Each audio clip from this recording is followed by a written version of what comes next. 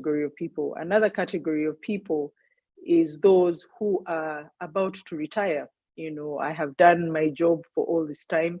I feel I'm ready to transition to a non-executive director position. And so you have those who are just looking for a retirement opportunity. Some of them are tired, some of them are quite energetic, and they want to do the work on the board. The third category are those who are looking for money. There's a perception that boards pay a lot of money, and some boards do, but often, and I would dare say, there is no board that can pay you enough for the risk that you take. Therefore, the final category, which is the one I enjoy listening to the most, is the category of those that want to serve. Those that want to serve companies, those that want to bring themselves to the board table to add value in terms of, you know, growth of the company, growth of the people in that company, but beyond that, service to community and to the nation, which aligns very well, I think, with the mission of Rotary. And so as we think about that, we go through the conversation, the question that I have for each one of us is, what category of person are you? Are you looking for a board because you're retired, you want to transition? Are you looking for money? Are you looking for prestige? Or are you looking to serve?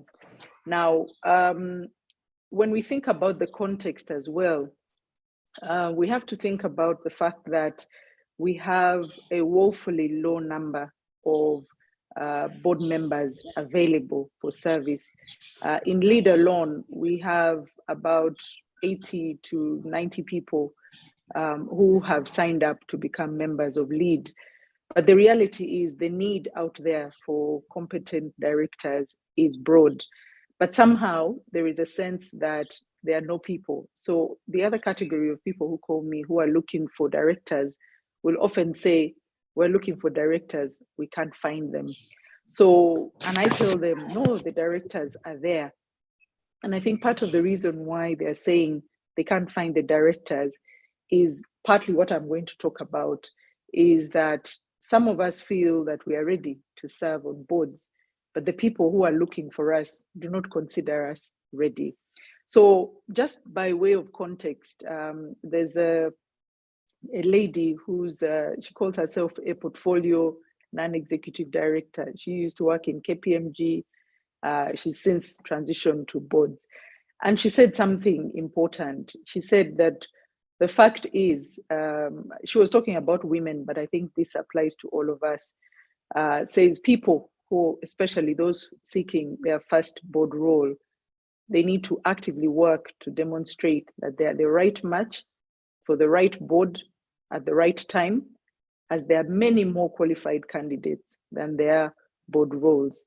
So in an economy like ours, the opportunities to serve on boards are not as many because of the need for more entities to embrace corporate governance, and specifically the need to have boards.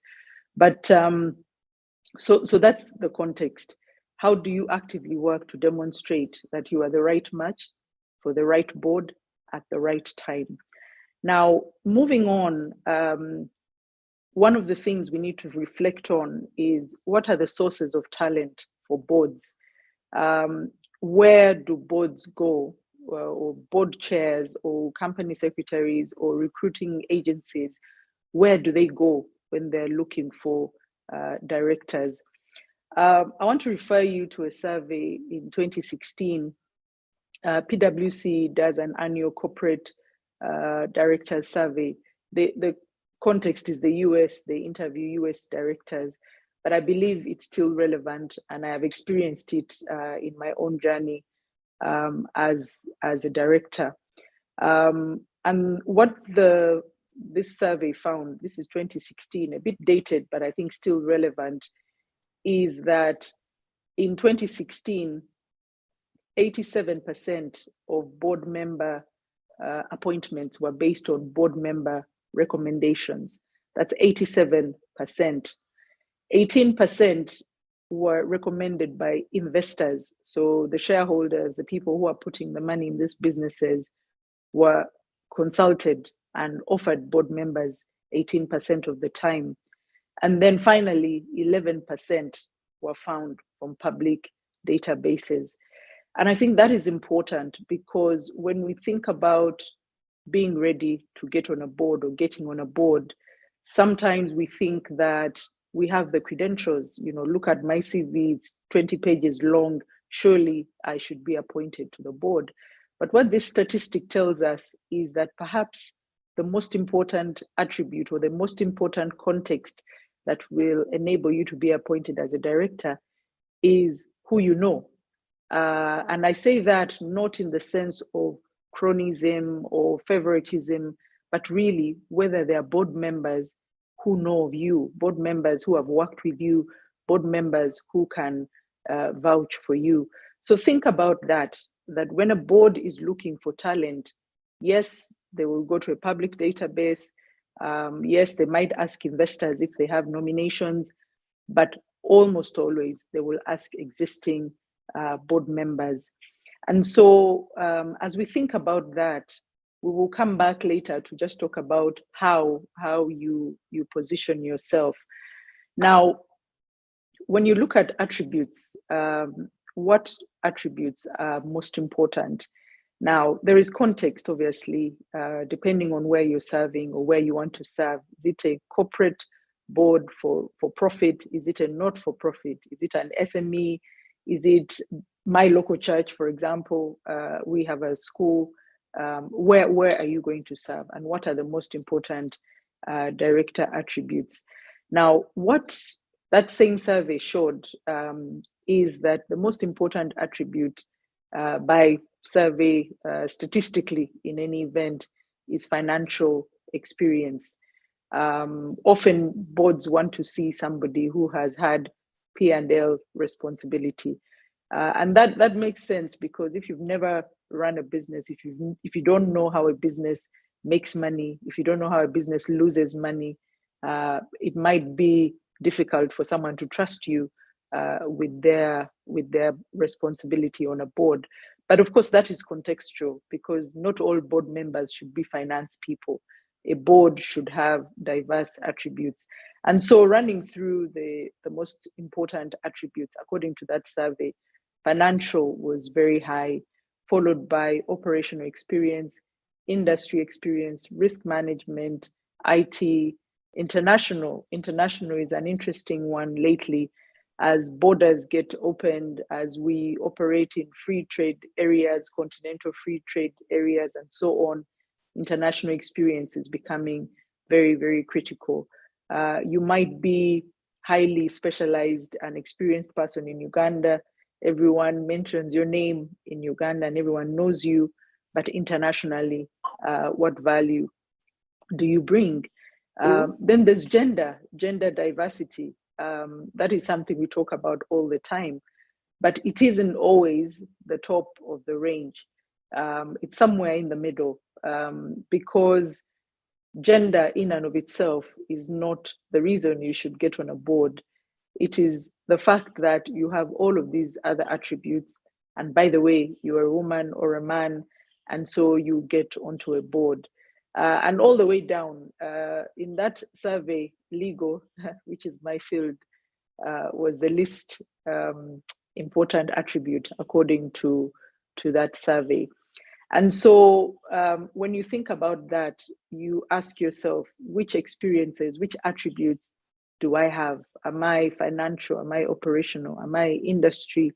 Or is the only thing I have to give the fact that, I'm a woman and therefore I am entitled? I just give that as an example. And also, if you don't have these qualities, what qualities do you have that compensate or that add to what you have and make you an attractive person to join the board?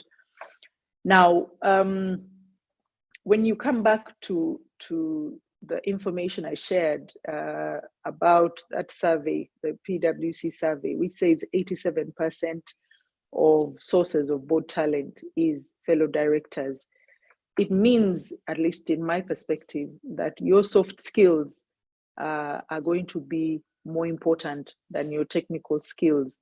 That's because most people do not know what you do. They don't know, for example, they read my profile and said, I'm a lawyer. Most people don't know whether I'm a good lawyer or I'm not a good lawyer. But most people I interact with will know what kind of person I am, what attributes I have as an individual, and they'll be able to assess whether they like me enough or they feel, I am deficient. And so, broadly speaking, I have my categorization of cues, and I'll just talk about them very briefly and in no particular order. One is what I call the intelligence quotient.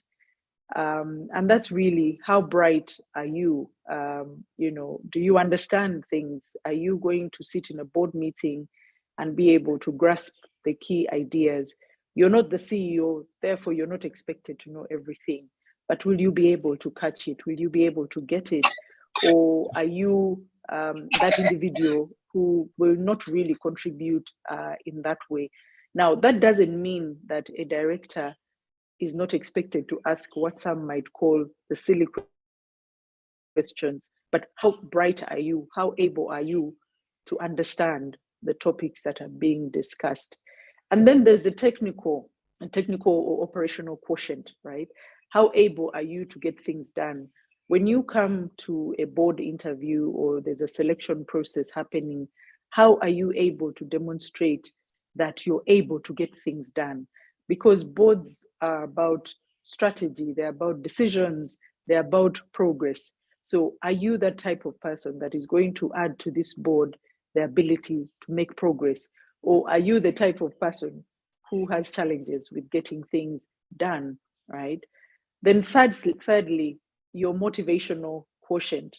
How driven are you to achieve and grow? Many people, I talked about that, they want to come to a board. When you ask them why they want to come to a board, the main reason they give is, I'm passionate about serving. But when you ask them to unpack that, what does it mean in my context? If I am in, for example, an FMCG, and you come and tell me I'm passionate about serving, I want to understand, how does that passion tie in with my FMCG, context? So that's an important thing. What are you the type of person who is driven to achieve? Can we look at your portfolio and see that you're driven to achieve? Because all of these things will be assessed in one of two ways, based on the people who know you, the references that come, but also from your CV or your board profile, we can tell whether you have these attributes. And then experiences. I've talked about in the earlier segment what the key attributes are: financial, legal, international, and that kind of thing. How many of the requisite kinds of experiences do you have? When we advise boards about, boards who are looking for directors, we like to take them back to, what skills are you looking for? What experiences are you looking for? And so when they map out their skills profile and they say, we're looking for this skill and that skill, or this experience and that experience, when we come to the market to find suitable directors, we will ask ourselves, how many of the requisite kinds of experiences do you have? And then there's people quotient, as they say. How well do you handle yourself and work with others? Some people call it emotional intelligence, emotional quotient, whatever it is. Can you work well with people? Because a board, as we say, we say that the sum that the board represents is greater than the parts that make up that board.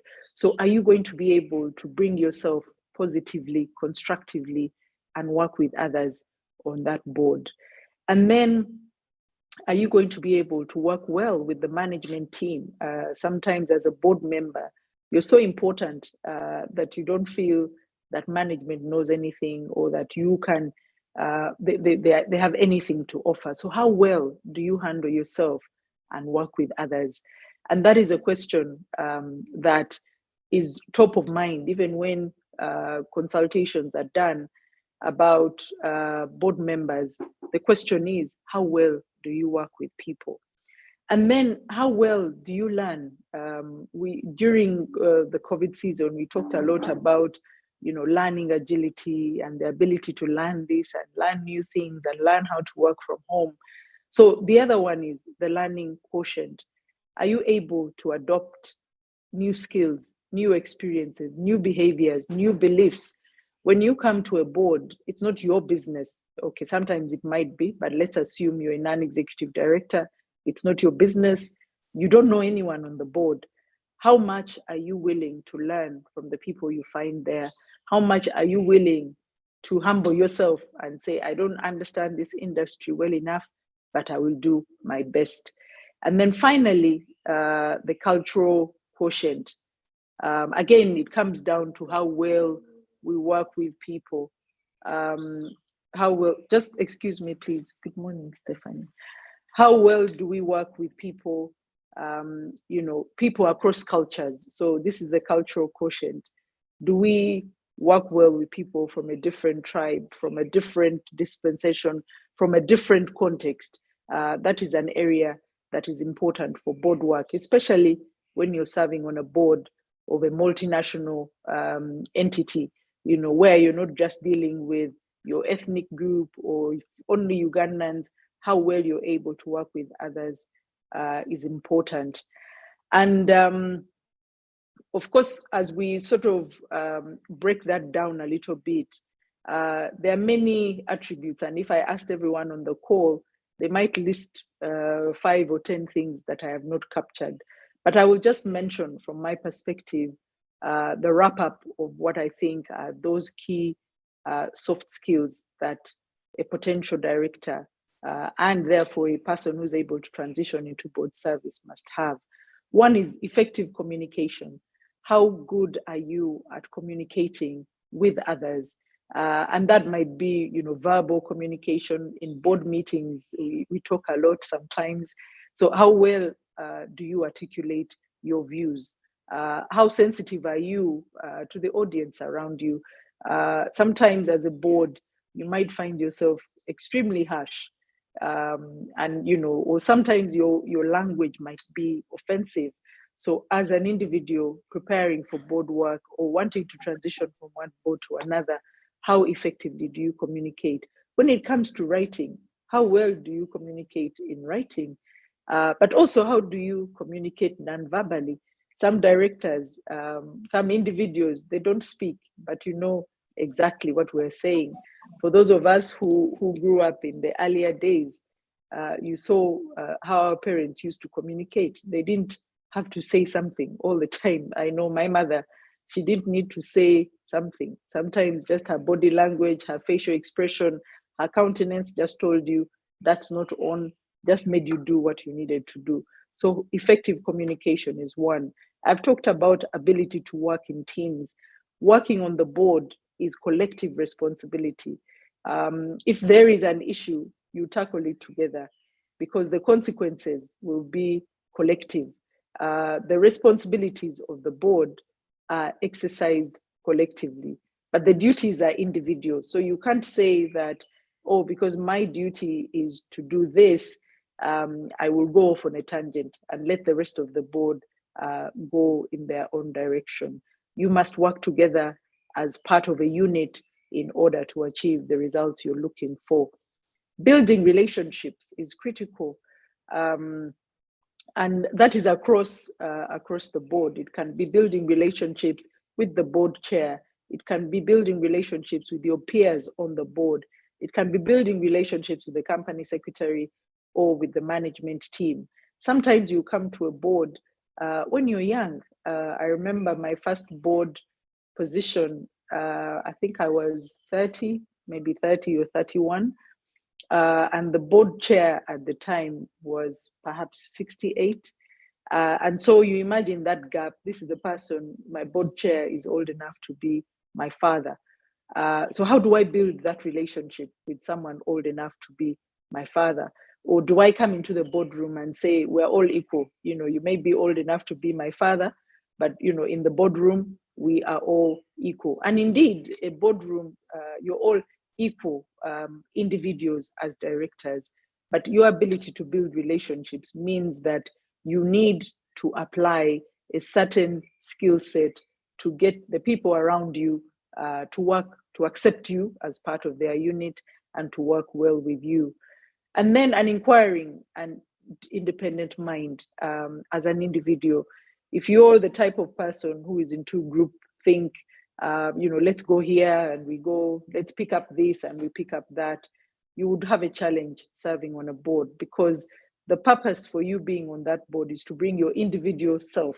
So do you have an inquiring mind? Do you have an independent mind? Are you willing to be an outlier in a decision that you feel is the wrong one? Are you able to say, please record my dissent and do that respectfully? So, or are you the type who will receive wholesale whatever is being fed you? As a non-executive director, you bring that value to the board, you challenge assumptions, you add value to the management team. And to be able to challenge assumptions, for example, you need to be able to have that inquiring mind and an independent mindset. Personal and professional integrity. Are you that type of person who everyone will say, yes, I know that individual, this is what they can do, I am confident in their abilities, they'll never steal from you, they'll never get involved in a conflict of interest? Or are you on the other side of that equation? So personal and professional integrity is really, really important. If you are, for example, a lawyer that has been struck off the bar, you cannot come to a board interview and say, I am bringing legal skills, consider me for this opportunity. And then the humility. Humility is important, because when you come to the board, often you don't really know what this industry does. You don't know how this company makes money, for example. But how humble are you, one, to be able to work with others, to accept that others might be better than you, but also to accept that even if you have, all these attributes and these degrees and you're fit to be the chair of that board, that you're able to serve on that board. And then finally, self-confidence. This is a personal thing. No one can bring you to a board and say, now we're going to teach you how to be self-confident. How you come across, how you show up, how confident you are in your own skin is going to be very important as you serve on a board, because again, it's a group of people. And sometimes I think somebody used the terminology that sometimes the boardroom is like a director's zoo. There are all sorts of characters and personalities there. And if you're not confident in yourself, in your own skin, you could easily, step back. You could easily jump and join, get caught up in groupthink and not really applying yourself as you should. And then there are other considerations that come into play when you want to get on a board. I already talked about diversity. What diverse element do you bring? Is it gender? Is it experience? Is it local versus international? Is it age, old and young? And there are all sorts of attributes that you can unpack from a diversity perspective. But when a board is recruiting, they will look at that area of diversity. They will look at availability. Do you have time to serve on a board? Serving on a board, lately, I can say it takes about 30 to 45 days a year to serve on a board. Do you have the time to serve on a board? Are you available? You might want to go and serve on a board of a London Stock Exchange listed company. Are you able to travel to attend those board meetings? Do you have the resources? Are you geographically mobile? All of those questions come in. Then there's political affiliations. Most boards are averse, especially in our markets. They're averse to people who are too strongly leaning in one direction or the other. So do you have a political affiliation that might interfere with your ability to serve? Of course, criminal convictions, moral turpitude, those I've already talked about. Are you a person of integrity? Of course, if you have a criminal conviction, you're not even qualified to be a director as a matter of law. Moral turpitude, can people speak for you and say that person's behavior, that person's character is beyond reproach? Or is it because when we do board recruitments, we will ask, do you know so and so? And sometimes the person says, okay, you might consider them, but you already know that there's an issue there. Then there's knowledge of the company and the operating environment. Directors, non-executive directors, are not expected to execute. They're expected to support, to advise, to be a sounding board to the executives. So how well do you understand the operating environment? If we're talking about inflation in Uganda, are you aware of what that means for this industry that you're going into? Are you aware of the impact of supply chain disruptions on this industry you're going into? So those are things that you want to think about. What's your public profile? Is it a positive one or is it a negative one? These days, social media is really, really active. And so your public profile can very easily be used against you. Are you that type of person who is vocal, about everything? You get onto Twitter and you're bashing this company and that company and the other, and then you come to a board. For example, if you want to join, just giving an example, a banking board, as they review your profile and they want to recruit you for that board, they will look at your social media activity. And if you have been bashing a bank, sometimes we feel if I'm bashing bank A, bank B will be happy with me. But really, if you're bashing bankers, you're bashing bankers. And so what does your public profile tell about you? Do you have passion for board work, or are you just coming in to earn a fee? You show up, you sit through the meeting, you have not read the papers, you do not contribute. At the end of the meeting, you sign for your allowance. Do you have passion for board work? And there we go beyond what you say. Many people say, I'm passionate about serving, but do you really have a passion for that? There will be background checks on you as you come to serve on a board. For example, if you want to serve on a financial institution board, you better check that your credit history is okay. Some of us do not pay our debts on time. And then we want to bid. Yes, time is up. Yes, if you can wind up. Okay. We have a few questions in the chat room. Yes. Okay, I'm just winding up actually. Thank you very much. Just give me 3 minutes. Just 3 minutes, please. And so if you want to go into banking, I was giving an example, but your credit history is not intact, they will ask you to bring a report from the Credit Reference Bureau as part of evaluating your fitness to serve as a director. So what does your record look like? Are you that type of person who is involved in behavior that is not acceptable for service on a board? And then clarity for you. What is your target board? What is your passion? Is it passion for non-profit sector? Is it passion for profit sector? Is it passion for listed or non-listed, SME or large corporate? How do you look at that? And then finally, if you're given an opportunity to serve on a board, so they come to you and they say, Mary, we've seen your profile. We think you're the right person to come and serve on the board. I want to leave us with some questions to ask.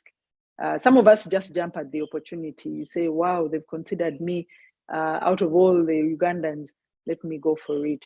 But questions you should ask yourself, why me? Why me? Why have you chosen me? And ask the person recruiting you, why have you chosen me? Let them articulate what they see as your value position. If they come up and say, we've chosen you because you're a woman, or we've chosen you because we are required to have a lawyer on our board, then maybe that is not the right board for you. So ask the person, why have you chosen me? What do you expect me to bring? Ask yourself how this company's values and culture line up with your personal values, because director service attracts personal liability.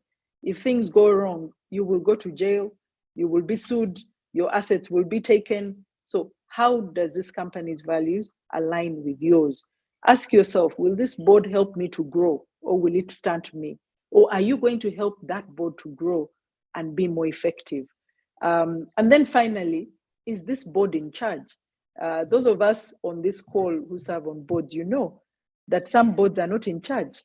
So ask yourself, is this board in charge? Does it make decisions? And then finally, are you ready? Are you ready to serve at that point in time? Thank you very much. I'll stop here. And yes, you said there are questions, so looking forward to discussing. Thank you very much. Thank you, Gertrude. A lot of accolades in the chat room. I'll invite Rotarian Wilberforce Amanya to take us through the Q&A. Wilbur, are you in? Yes, thank you, Rotarian questions. Good morning, everyone. This indeed has been a great presentation. And I'm sure most of you Rotarians are tickled because some of you are candidates to boards, or some wish to be. At least I'm sure most of you are candidates to board. That is my view. Now, it is question time. This is how we're going to go. In the interest of time, I'm going to accept 4 questions. If I can have them in the by way of raising hands, that would be great. We shall put them all at once to our presenter, Gertrude. And I would request that if you have a burning question that is in the chat room, please put up your hand and read it in on verbatim. I will take the first question from Rotarian Ruth. Please take it on, Rotarian Ruth. Unmute and go. Thank you, moderator. Thank you, Gertrude. That was awesome. Thank you for that. Those insights, you've really made my day. I have a question. You've told us that many organizations, companies call you to ask for recommendations. Has the Fountain of Honor ever called you on these appointments to public boards? We have seen boards that people have been appointed on boards because of their political affiliations, and many of them who have failed to go back to parliament. And one wonders, even some of them who even have governance flaws, whom we have seen in papers, but you see them reappointed on boards. Has the Fountain of Honor ever called you? Let me also give you a scenario and you see. Sometime back, I was appointed on a board of national water as vice chair. In 2013, we found that the corporation was only in 23 towns. By the time we left in 2020, it had grown to 258 towns. The turnover was 170 billion in 2013 per month in terms of collection. By the time we left, they were collecting 463 billion per month. The customer base had grown from 317,000 to 724,000. It's brief. I'm making my point. Asset value had grown from 6,500 billion to 3.2 trillion. And the employment had grown from 1,900 people to 4,100 employees. Surely such a board that had worked so well and excelled, quenched the fires that we found in national water, only one person has been reabsorbed. By normal standards, that is a board that had excelled. But you find that people are appointed like that. So has he ever approached you, or the appointment authority approached you? And if not, what measures is lead of the East African directors putting in place to see that we can influence those public boards? Thank you very, very much. Thank you, Rotarian Ruth. Let us make it as brief. Now it is Win Chomhendo, Rotary Club of Kampala. Please unmute and go. Thank you very much. Hope you can all hear me. Thank you very much, Trudy. That, as usual, that was a lovely presentation, very insightful, and a number of useful points.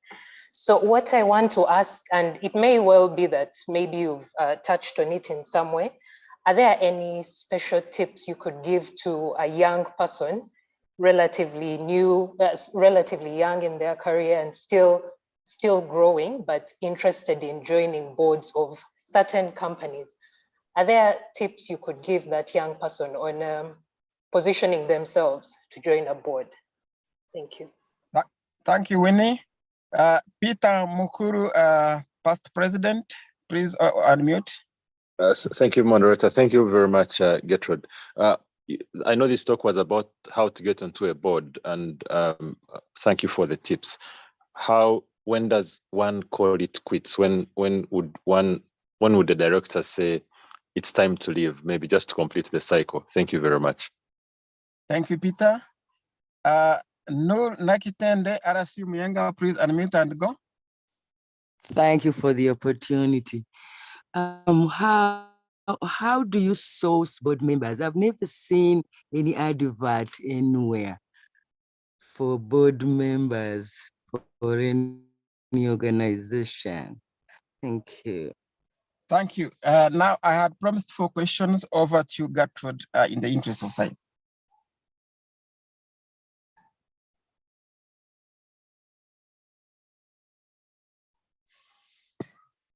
We can't hear you. Thank you very much. Thank you very much for those questions. One from Rotarian Ruth. You have a concern about the quality of certain individuals who serve on boards of public sector entities.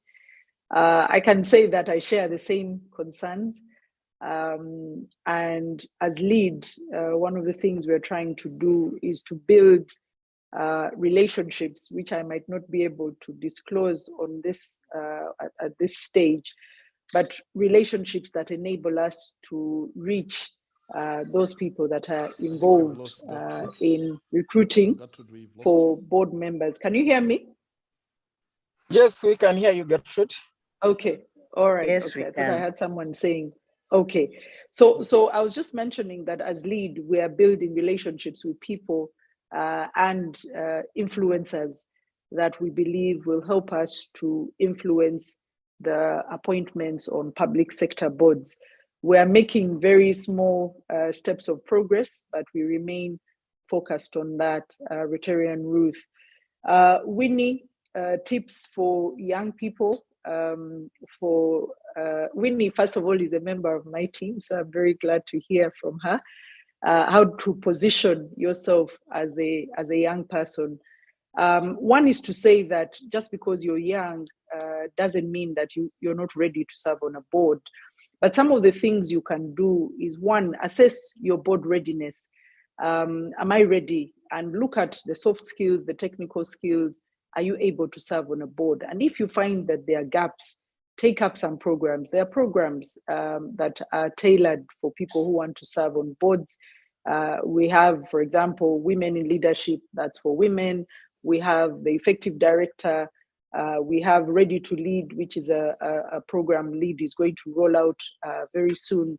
So take advantage of some of those programs to make yourself ready. And then define what is your value proposition. If someone called you today, Winnie, and said, can you serve on a board? Are you able to articulate to that person why you're the right person? I know, Winnie, you assist us at the firm with serving with the clients, and you serve on their boards.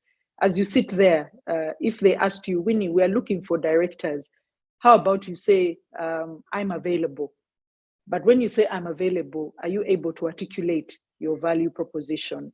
And then making the connections. I will put in the slide in the chat as we conclude a link for something you can read, which talks about its 10 networking strategies to get a seat on a board.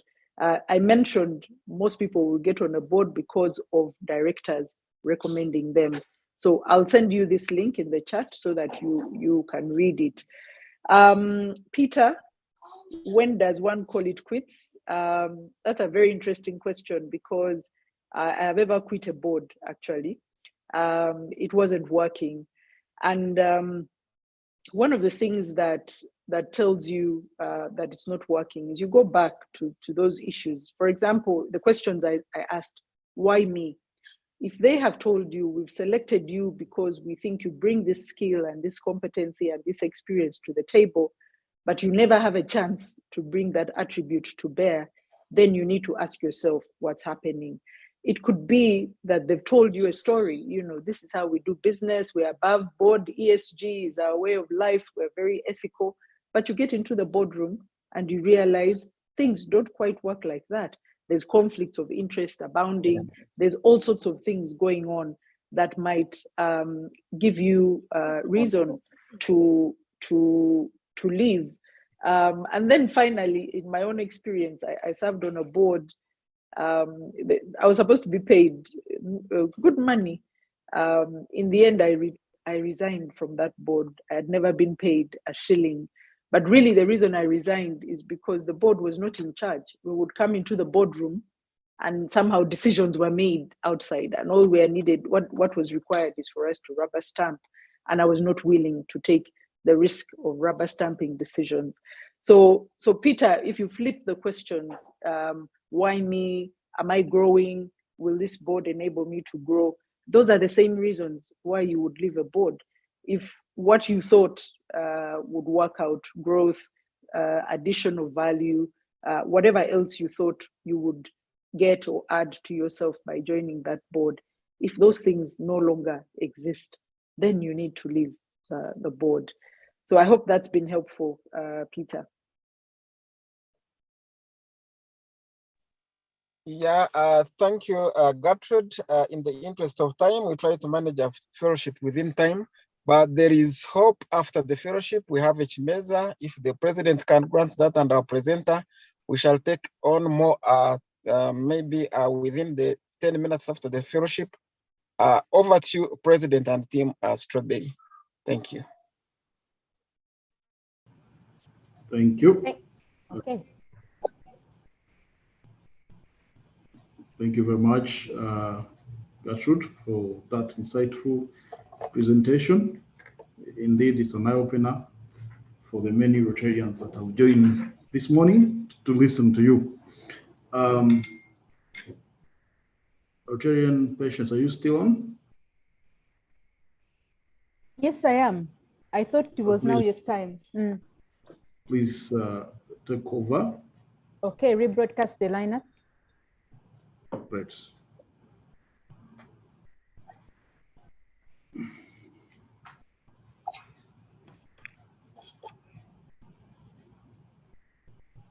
Okay, we have a vote of thanks from Rotarian Asuman. Rotarian Asuman, please come in with a vote of thanks. Asuman is not on call. President, use your discretion to pick a member to give the vote of thanks. Thank you. Okay, I have one in mind. Let me just confirm that CMP Frederick is on call. Could you give us a vote of thanks? President, I never knew that you're very good at reading minds, and I believe that is a very good attribute of serving on the board. What can I say? Indeed, being the amazing year that we are in, it is worth celebrating the amazing presentation that we have got from you, Gertrude. Many of us, like our Q&A moderator said, are board material. Some of us are already serving, and some of us are really interested in serving. And you've really demystified details and aspects that need to be considered for us to engage in that. I know some we already have, and most of them we have to work on. We want to say thank you so much, first and foremost, for not only sharing passionately, but sharing freely, but with a high level of integrity, but also sincerely. Thank you very much, Gertrude. And indeed, the great board leader you are, you've left us with some homework through the link that you've shared in the chat room. That we also appreciate. We thank you very much that you made of your time, but also you've shared your talents, which I believe you treasure. So we thank you very much. And because of our great appreciation, I will request that if it's not too much to ask Rotarians on call, it is very okay to unmute your microphones and we give a befitting round of applause in appreciation of our guest speaker. And I know that you can even do better than that. It is that Kalulu from Us de Basoga. That crowns it all. Thank you. Thank you very much. And just as fast as you are to unmute, first should you be to mute again as I allow President or moderator to carry us forward. Great. What a befitting vote of thanks for an amazing presentation. Indeed, it is uplifting as much as it is insightful and inspirational. Thank you very much. May I call upon Rotarian Works and colleagues on call.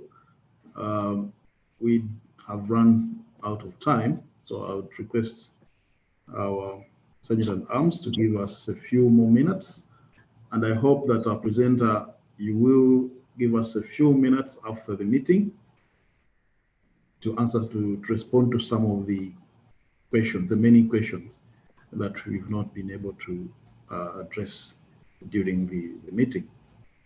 Over to you. Thank you. Thank you. Thank you, President. In the interest of time, I will share the summary of statistics. We posted the statistics on the chat group,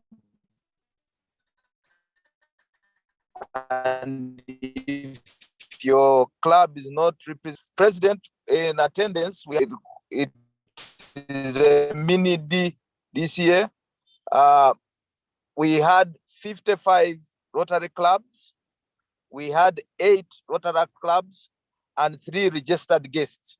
I will not go into the details, but I will highlight that today we had Kampala Sunrisers as the club of the day on account of attendance. And I would like to name the guests on call. And these were ladies, Deborah Amanya, Esther Namara, and Mrs. Marion Onyoy. I submit. Thank you. Thank you, Rotarian Works, for the statistics. Please, I hope you on call. Could you give us the final toast, please? Thank you. Please. Thank you, President. Thank you, all Rotarian. For Rotary International, we think, can you hear me? Yes. Okay. For what we have learned and for the decisions we are going to make, we toast to Rotary International. Rotary. Rotary world over. Rotary is over. Rotary the world over.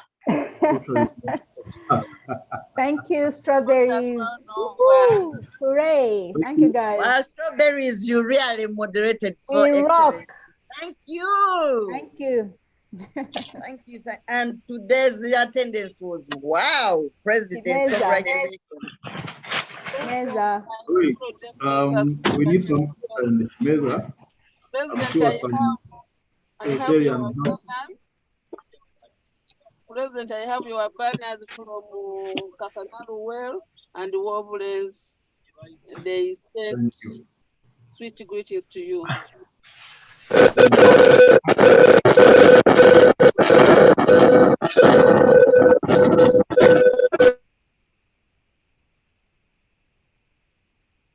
Do still have, I think our presenter is still on call. Gertrude, are you still on? Yes, I'm here. I will. Okay. My My question was not answered, Gertrude.